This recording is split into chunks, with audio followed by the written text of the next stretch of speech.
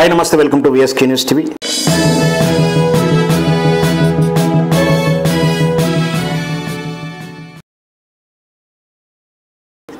ఇదే పాడుబుద్ధి CM PRO Ayodhya Reddy అంటూ నెటిజన్లు దుమ్మెత్తిపోస్తూ ఉన్నారు.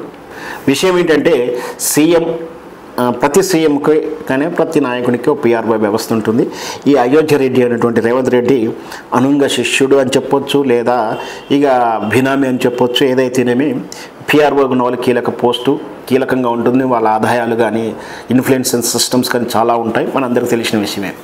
అయితే ఇక్కడ అయోధ్య రెడ్డి మీద బూతు సైట్లను ఫేస్బుక్ సోషల్ మీడియా అకౌంట్ అనుకుంటా, ఇది బూతు సైట్లను ఫాలో అప్ చేస్తున్నాడు. ఆయన బూతు సైట్ల యొక్క ఫాలోయింగ్ టిక్ ఉంది, ఆయన ఫాలో అవుతున్నాడు, అశ్లీల దృశ్యాలు చూస్తున్నాడు.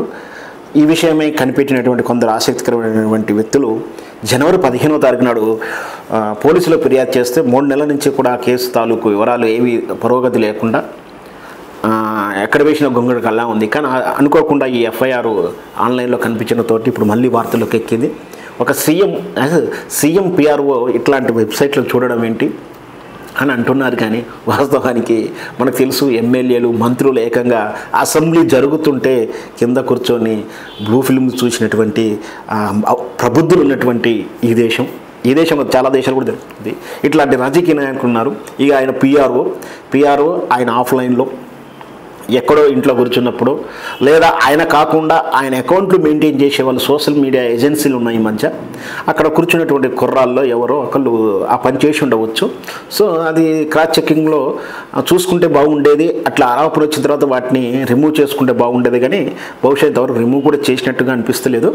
ఏదైనా ఇట్లా అంటే ప్రజల జీవితంతో ఉన్నప్పుడు, అధికార పక్షం ప్రతిపక్షం ఉన్నప్పుడు, మనకు శత్రువులు ఉన్నప్పుడు, మనకు గిట్టని వాళ్ళు ఉన్నప్పుడు, మనల్ని అబ్జర్వ్ చేస్తున్న వాళ్ళు ఉన్నప్పుడు మన తప్పులను ఎత్తు చూపుతుంటారు, మనం ఏం చేస్తుంటామో చూస్తుంటారు. మన దాంట్లో ఒప్పును కూడా తప్పుగా వక్రీకరించేటువంటి ఈ రోజుల్లో ఇట్లాంటి జాగ్రత్తగా ఉండాల్సిందే.